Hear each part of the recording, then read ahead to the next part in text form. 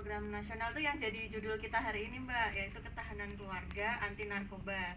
Di PKK tuh ada programnya namanya Krisan. Kalau kita ketahanan keluarga anti narkoba. Nah, kita kan menggerakkan sosialisasi kan nggak bisa nih cuma hanya BNN aja. Betul, BNN kan hanya terbatas ya Mbak. Walaupun kita ada dari pusat, provinsi, terus ke kabupaten, tapi tidak semua kabupaten tuh punya BNN, belum punya BNN gitu Mbak. Jadi kita itu dari pusat sendiri, TPPKK pusat itu bekerja sama dengan BNN RI itu sudah melakukan MOU, istilah seperti itu. Jadi kami yang di bawah, istilahnya yang di provinsi, di kabupaten juga meneruskan instruksi tersebut. Kita juga melakukan MOU. Nah, program ini, program ketahanan keluarga anti narkoba ini biasanya tuh jadi ini tuh sudah berjalan sekitar 3 tahun lah Mbak, 3 tahun sampai 4 tahun. Cukup lama ya Mbak? Ya.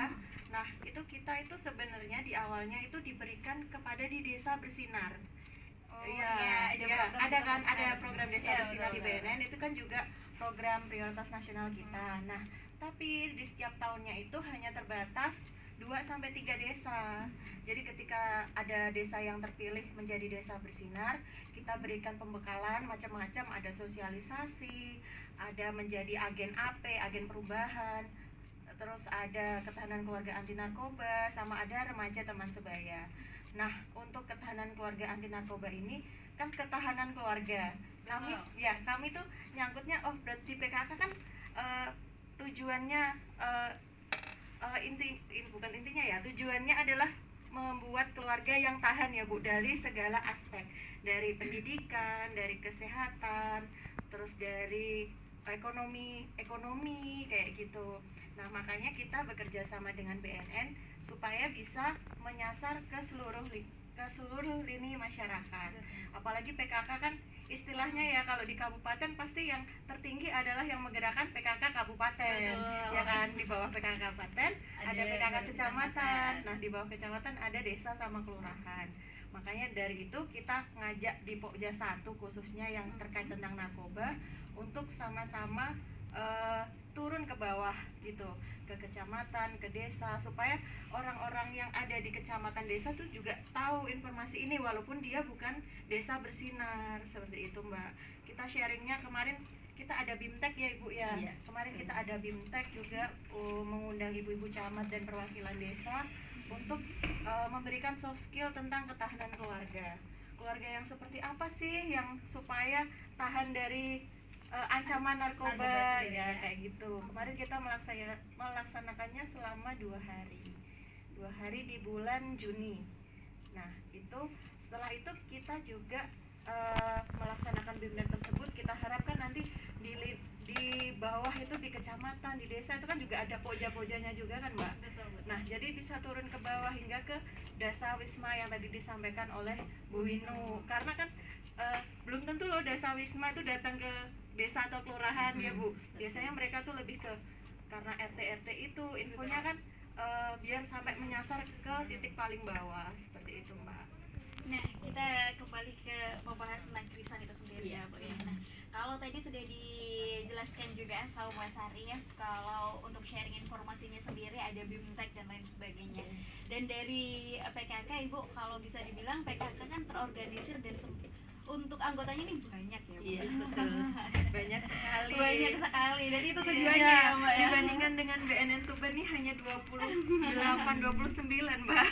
Nah, untuk PKK sendiri nih Bu, untuk sharing informasinya lalu kejelasan informasinya sampai di tahap Dasa Wisma ini, apakah ada pembinaannya atau mungkin ada apa Bu, bisa dibilang kayak saya barengin biar informasinya ini jelas, biar informasinya sampai tepat sasaran. Ada nggak sih Bu yang seperti itu? Seperti itu Mbak. Memang PKK itu kan dari kabupaten turunnya ke tim penggerak PKK kecamatan, dari kecamatan desa atau kelurahan, kemudian sampai ke kelompok PKK RT dan RW. Ujungnya ada di Dasa Wisma. Nah, kami setelah mendapatkan informasi bersinergi dengan BNN Kabupaten Tuban, itu nanti akan melaksanakan. Kami akan memberikan edukasi, sosialisasi kepada tim penggerak PKK kecamatan, kemudian baik itu yang untuk ketua tim penggeraknya ataupun kepada ketua Pokja satunya. itu nanti kami minta ada perwakilan dari Karang Taruna, sehingga Karang Taruna itu sudah mewakili anak-anak muda gitu. Oke. Jadi yang kami undang bukan hanya Ibu-ibu saja PKK-nya gitu ya? saja, tapi Iya. Karang Taruna, karena kami melibatkan itu karena pentingnya anak-anak muda, karena sasarannya ini kan ada di Betul. anak-anak remaja itu ya, sehingga dari mereka ini kemudian akan menyebarluaskan informasinya ke tingkat desa. Nanti dari desa atau kelurahan akan disebarkan luaskan lagi, karena di desa juga ada pertemuan pleno untuk ini ya, yang mengundang ibu-ibu RT, RW itu atau ketua dasawisma, sehingga dari situ nanti akhirnya tersampaikan sampai ke tingkat keluarga. Nah, di setiap keluarga kan tentunya punya anak ya, Betul. baik anak yang masih balita maupun Betul. anak-anak remaja lah ini. Dan kemarin kami juga punya program juga itu sampai PKK masuk sekolah. Ini tujuannya juga di samping kemarin tentang cepat juga untuk ini menuju keluarga yang sehat itu yang seperti apa ini, karena wow itu bahayanya narkoba Betul itu luar sekali. biasa Dan semuanya sekali. perlu tahu gitu Iya. ya, Bu. Jadi pendampingannya kami tetap memantau, kami karena juga punya kelompok WA grup ya. Nah itu kan nanti kalau ada apa-apa bisa sharing, bisa tanya lewat grup, atau mungkin nanti bisa japri dan lain sebagainya, karena PKK itu melayani dengan sepenuh hati. Harus ada tagline-nya melayani dengan Iya. sepenuh hati ya, Dan Bu. untuk Pokja 1 itu kalau PKK Kabupaten Tuban itu slogannya kan mantap Pak, Oh. mandiri, tangguh dan hebat Mantap, gitu. betul. Ya, mantap. Kemudian Pokja Mantap, 1-nya luar biasa, siap mewujudkan keluarga Pancasila. Nah, Oke. keluarga Pancasila itu yang Singkatan ya, Bu. bagaimana? Itu ya yang salah satunya bebas dari Betul. narkoba tadi. Betul Iya, sekali. gitu. Nah, kalau ngomongin tentang sharing Bu, Mhm. apalagi bisa dibilang PKK kan yang terdekat itu tadi. Mhm. Ada nggak sih Bu pernah ketemu kasus sharing yang tentang narkoba atau lain sebagainya gitu? Jadi ada timbal baliknya setelah ada BIMTEK, lalu ternyata ketemu kasus yang Mhm. membutuhkan pendampingan. Seperti Iya. itu ada nggak, Bu? Sampai sejauh ini memang kalau seperti itu, kasus-kasus itu kan dianggap sesuatu yang tabu dan itu merupakan pelanggaran hukum. Jadi rata-rata mereka untuk melaporkan secara ini kan masih Ada ada ketakutan gitu ketakutan. ya. Nah, oleh sebab itu dengan adanya pendampingan, dengan kita memberikan penyuluhan, sosialisasi, diharapkan warga atau dari PKK ini yang tahu itu bisa mengambil sikap, bisa melaporkan. Kalau nggak berani sendiri kan bisa dilaporkan ke yang lebih paham gitu ya, Betul, sehingga iya. nanti kita tidak salah memberikan arahan begitu. Jadi karena ini dianggap wah ini pelanggaran hukum, kalau aku lapor mesti wah ini jangan-jangan dihukum Betul gitu, dan sekali, itu iya. merupakan aib juga ya. Jadi makanya untuk bisa seperti itu teman-teman yang berada di PKK khususnya yang berada di desa-desa itu setidaknya dia berani untuk bisa memberikan informasi begitu. Iya. Ngomongin tentang bekal ataupun cara kita untuk ngasih tahu anak-anak kita berkaitan dengan penyalahgunaan narkoba atau bahayanya narkoba itu seperti apa, karena takutnya setelah keluar seperti yang dibilang Mas Sari tadi Bu, setelah keluar ketemu lingkungan yang ternyata menjerumuskan. Itu bagaimana Bu caranya, Bu? Iya, yang pertama kan memang seperti dari awal saya katakan memang faktor dari keluarga. Keluarga di sini ya tentunya pendidikan karakternya itu dimulai di situ, yang jelas ya iman takwanya dulu Ya, itu ya, ini agamanya. kunci utamanya di situ. Sekuat apapun keimanannya, tapi kalau nanti keluar pergaulannya kayak apa, lah itu lambat laun juga akan terpengaruh. Makanya ini memang harus selalu dikontrol, Mbak. Orang tua selalu mengingatkan, harus pilih, bukannya diskriminasi ya milih teman, tapi setidaknya dengan memilah teman itu kan ya berujung keselamatan gitu loh ya. Tahu mana yang baik Iya, yang buruk ya. betul. Karena saya sendiri sering katakan pada anak-anak itu, tunjukkan siapa temanmu, maka akan aku tunjukkan siapa dirimu. Karena teman itu betul-betul ikut mewarnai, melukis. Betul sekali, Bu. Ya, diri kita seperti apa. Jadi orang tua, teman pergaulan, dan tentunya iman takwanya itu tetap harus ini ya dikuatkan, karena ketahanan yang utama di situ. Insya Allah kan tidak mudah tergoda gitu ya. Terpengaruh. Harus Iya. dikuatkan dulu dari Betul, dalamnya dari sebelum dalam keluar diri ya, Bu. sendiri. Iya. Nah, kalau ngomongin tentang anak-anak apalagi yang sudah terpapar gitu ya, Mbak, kebanyakan kasus itu kan dimulai dari remaja kalau nggak salah ya, atau udah, kalau setahu saya waktu baca itu dari remaja gitu. Nah, sebenarnya usia berapa sampai kita untuk anak-anak itu kenal bahaya dari narkoba? Nggak hanya remaja ya Mbak, sekarang itu sampai ke anak-anak mungkin TK, SD itu mungkin sudah mulai harus kita kenalkan, tapi kita mengenalkannya dengan bertahap. Apalagi anak-anak sekarang kan kalau tahu sesuatu bisa searching nih di bawah Google ya, bisa searching di bawah Google. Nah, anak seperti itu ketika dia searching kan belum tahu ya mana yang benar, mana yang salah, malah dia penasaran seperti itu tuh. Nah, kita tuh harus tetap ngasih pendidikan sejak dini, sejak TK, apalagi dia sudah bisa berpikir, udah bisa diajak komunikasi, itu sudah harus diberikan edukasinya secara bertahap. Misalkan dari TK itu kita kasih tahu lah, kalau kita kecil dulu kan diingetin ya, jangan mau dikasih minum dari orang asing. Betul, gitu. ya, Jangan mau dikasih ya. makanan dari orang asing. Itu salah satu pendidikan sejak dini. Jadi untuk mencegah atau preventifnya itu dengan yang tidak mudah, tidak mau menerima barang dari orang asing maupun orang dari yang terdekat. Bisa nanti kalau dapat jajan dari orang misalnya kayak gitu, bilang ke mama papa ya, ibu bapak ya, jangan sembarangan diterima, kamu kan nggak tahu nih terbuat dari apa, ini apa, kayak gitu kan bisa. Terus jangan jajan sembarangan, itu misalkan yang sejak dini tuh dikenalkan seperti itu. Lebih sehat makanan di rumah loh, dibawain bekal ibu bapak di rumah daripada kamu jajan di depan sekolah biasanya kan ada ya. Daripada itu mending makan buah, makan sayur dibawain mama papa apa ibu bapak kayak gitu. Itu dari sejak kecil seperti itu. Jangan mau gampang disuruh sama orang. Misalkan sekarang jadi tuh ada Mbak kasus anak kecil SD gitu kan, tolong dong anterin ini ke orang situ, nanti ada yang kayak gitu. Nah, dia nggak tahu anak kecil, nih saya kasih 10.000 ya, nanti ke sana ya. Pasti kan Barangnya apa? iya, nggak tahu, tapi kan lumayan dapat 10.000 kayak gitu kan. Ada kasus seperti itu. Jadi pinter-pinternya kita memberikan edukasi kepada anak sesuai dengan umurnya. Karena ketika mungkin seperti masih kecil itu kan, kalau kita tiba-tiba, Dek jangan pakai narkoba, kayak gitu kan, Pasti narkoba tahu itu apa apa, itu gitu, narkoba. narkoba itu apa. Tapi kalau sudah remaja, mulailah kita minuman keras, rokok, mungkin narkoba yang di sekitar kita. Nah itu sudah harus tahu, jangan menganggap hal tersebut tabu. Sekarang itu nggak hanya remaja ataupun dewasa saja, tapi semua usia itu juga berpotensi untuk penyalahgunaan narkoba. Sampai SMA itu biasanya ada materi khusus, diundang untuk ikut pelatihan atau ikut sosialisasi begitu. Tapi kalau secara umum masuk ke mana materi pembelajaran atau salah satu materi di situ, untuk saat ini tidak. Jadi dulu memang pernah ada, baik itu dulu ada narkoba, ada pemberantasan anti korupsi juga pernah. Cuma ya itu tadi, karena kurikulum kita sekarang ini sudah banyak banget. Tapi Bu ini biasanya MPLS ya enggak? Ya, ada. Di Jadi MPLS ada disisipkan pada materi-materi. Jadi kalau di sekolah ketika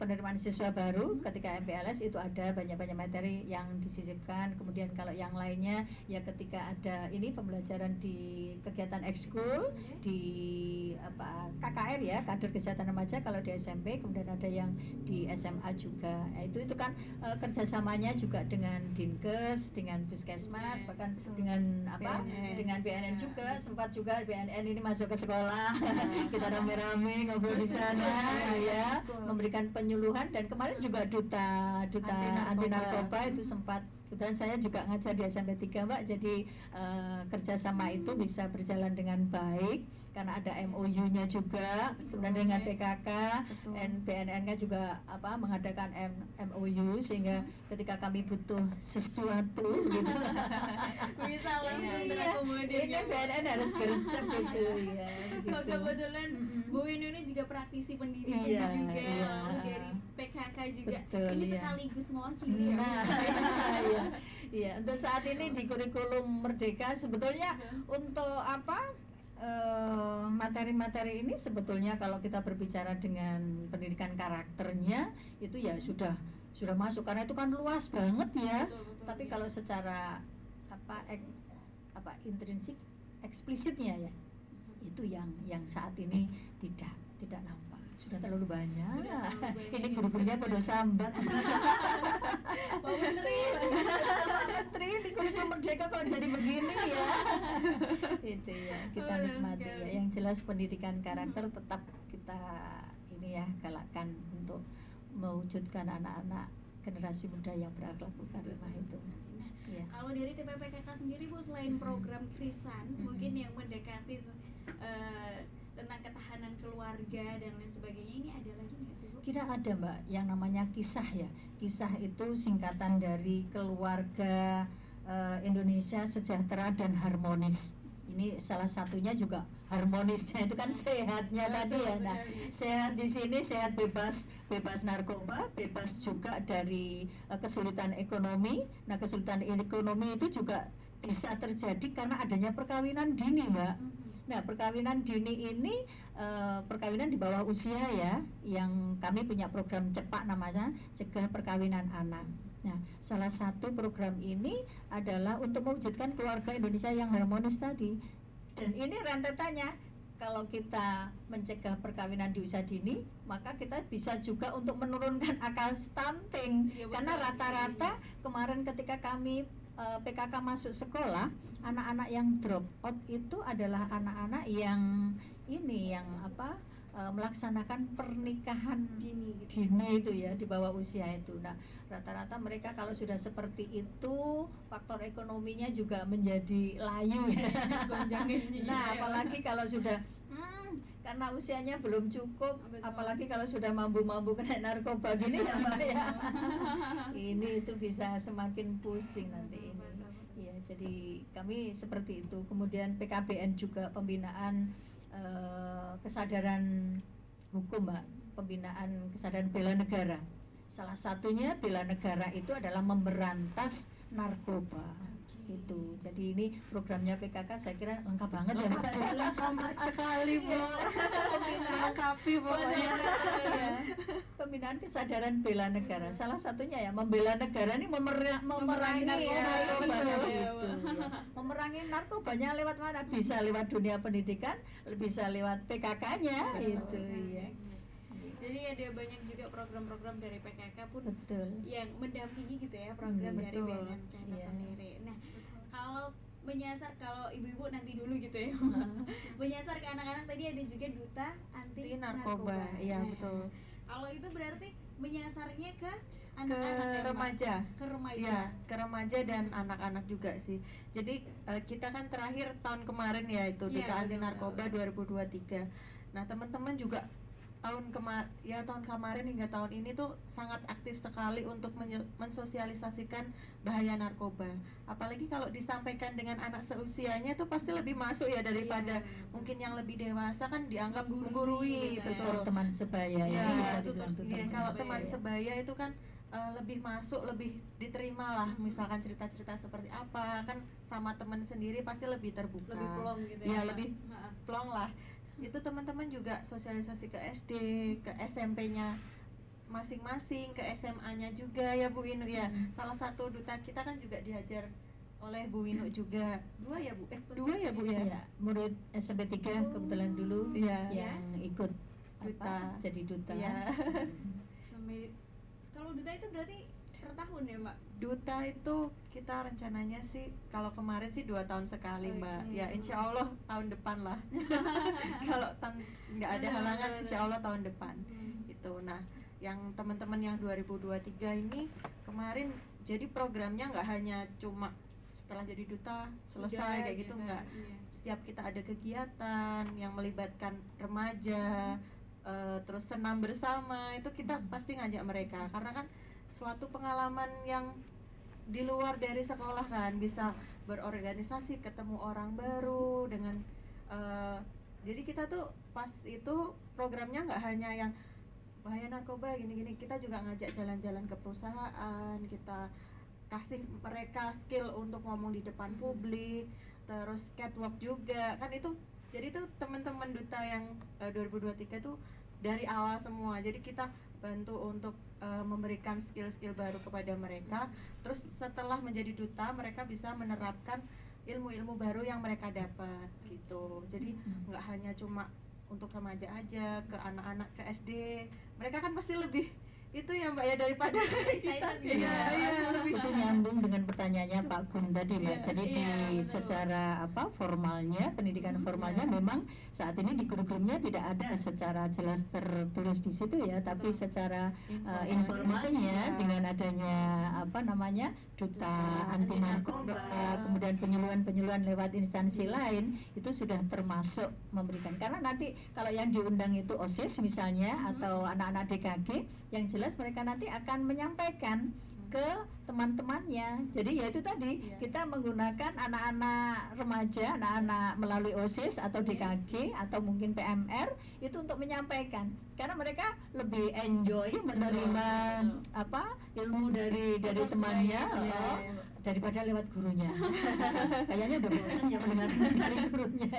Ya, selain itu kita kan yang tadi Mbak ada teman remaja teman sebaya itu juga kita ngasih soft skillnya ke teman-teman SMP SMA, terus mereka kita kasih pelatihan selama 4 atau 5 kali, terus nanti mereka juga bisa nerapin ke sekitarnya juga, lingkungan dekatnya dulu. Paling nggak kan ketika mereka tahu dulu skillnya, tahu ilmunya, jadi mereka kan ternyata gini ya, kalau di Google kan nggak semuanya diterangin di Google ya Mbak, hanya pengertiannya, deskripsinya saja, tapi secara realnya yang di Seperti kehidupan apa, itu kan dia nggak tahu. Jadi ketika dikasih pelatihan remaja teman sebaya itu juga bisa menerapkan ke sekitarnya, nggak cuma di sekolah tapi di lingkungan rumahnya juga gitu. Jadi intinya contoh konkret itu dia tahu Mbak. ya. Tidak contoh konkret injek-injek. Jadi mereka tunjukkan gambaran ini loh. Orang yang kena narkoba itu kayak gini loh. Saya tuh pernah lihat juga ya ketika di perempatan ini orang jalannya kok kayak gini, tetangganya yang bilang, itu memang sudah biasa gitu. Kok biasa? Iya, ternyata itu memang konsumsinya kayak gitu. Tapi alhamdulillah sampai saat ini saya nggak pernah lihat. Karena biasanya kalau udah tahu buktinya, nilainya itu lebih kena gitu ya Bu ya. Kalau tadi menyasar ke anak-anaknya, saya juga kemarin kalau nggak salah itu baca berita yang dilansir dari Tubankap gitu ya, ada lomba yang dihadirkan sama BNN Mbak ya. Itu lomba acting atau gimana? Iya, jadi itu kerjasama dengan PKK Kabupaten Tuban, kita bikin lomba ketahanan keluarga anti narkoba. Jadi kita terinspirasi dengan fragmen Ibu. Fragmen memang kan acting ya. Tapi intinya materinya terkait dengan ketahanan keluarga yang anti narkoba. Jadi kemarin itu kita menggandeng kabupaten untuk mengajak teman-teman di kecamatan, untuk mengajak juga ke desa supaya bisa berpartisipasi ikut dalam penerapan ketahanan keluarga anti narkoba itu yang seperti apa sih, kayak gitu, keluarga yang seperti apa supaya anak-anaknya terhindar dari narkoba kayak gitu. Jadi kita ini baru seleksi video ya Bu Winu ya. Ternyata merinding juga Mbak melihatnya itu. Gimana, Bu? Karena Masya Allah ternyata dalam tempo yang sesingkat-singkatnya ya dalam waktu maksimal durasi 5 menit itu mereka bisa menggambarkan dari awal sampai akhir kalau orang kena narkoba itu kayak apa, tapi kemudian endingnya itu ya Allah dia bisa dari segi pengambilan videonya ya Mbak ya, yang jelas inti materinya juga isinya itu kok pinter-pinter keluarga gitu loh Mbak. Saya tuh ya Allah, ternyata makanya saya tadi itu bersama-sama ibu-ibu Pokja 1 dan juga perwakilan dari Karang Taruna, nanti kalau ada lagi ikut lagi ya. Ternyata dalam tempo yang sesingkat-singkatnya bisa menghasilkan bisa. Dari isi alur ceritanya itu dapat gitu loh. Nah berarti untuk pendekatan fragmen sendiri, kalau tadi kan dibilang kalau dari orang tua ke anak itu terkesannya kaku atau gimana lah, mungkin fragmen ini bisa menjadi salah satu solusi gitu ya Bu ya? Bisa, iya. Di samping itu juga Mbak, kalau di Pokja 1 ada namanya simulasi. Jadi kita menggunakan simulasi itu macam-macam ya. Kalau kemarin cepak, lah ini nanti kedepannya kita juga akan menggalakkan kembali simulasi anti narkoba atau keluarga sehat tanpa narkoba itu. Ini sasaran kami bukan kepada ibu-ibu PKK-nya, tapi anak-anak remajanya. Jadi mereka nanti didampingi oleh PKK Karang Taruna nanti akan membuat. Nah, simulasi itu kan ada pertanyaan, ada solusinya. Betul. Nah, itu kan artinya dia bisa menerapkan gambaran kalau ada masalah seperti ini, solusinya seperti apa ya. itu. Jadi itu kemarin saya terapkan di Cepak, Cegah Perkawinan Anak, ternyata luar biasa. Jadi alhamdulillah ikut juga Kita kembali lagi ya, keluarga itu adalah elemen terkecil di masyarakat. Jadi siapa lagi kalau enggak kita yang melindungi keluarga kita? Kalau enggak diri kita sendiri, siapa lagi, kayak gitu. Apalagi pentingnya ketahanan keluarga tadi yang disampaikan oleh Bu Winu. Kita harus benar-benar akhlak, agama itu adalah fondasi paling kuat supaya tidak terpengaruh oleh di luar sana yang sekarang bahaya yang di luar sana itu. Kalau kita itu ada slogannya Mbak, ojo parek-parek narkoba wes ora jamane. Luar biasa ya. Wis ora jamane. Wis ora jamane. Oke. Kalau saya iwak sepat ilang rine, Mbak. Cakep. Keluarga sehat ayem atine. Seperti itu. Jadi memang keluarga itu yang utama dan pertama, sehingga mari kita bersama-sama melalui pendidikan karakter kita tingkatkan, kita wujudkan keluarga Indonesia yang sehat tanpa narkoba tentunya. Melalui PKK Dan BNN Katuben ya. Berkolaborasi Dan tadi ya. Katuben, Betul ya. sekali. Dan tentunya kita juga akan turut serta menyiarkan kebaikan. betul, dan Diskominfo Bu. Ya, terima kasih untuk Kominfo yang saat ini sudah mengundang kami ikut action. Hai.